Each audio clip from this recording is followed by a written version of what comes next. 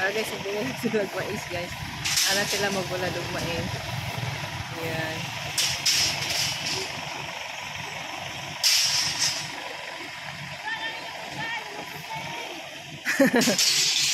Tagan kasi sila mais guys. Yellow corn. Wala ilang mais. Dryer nila. Mga bata.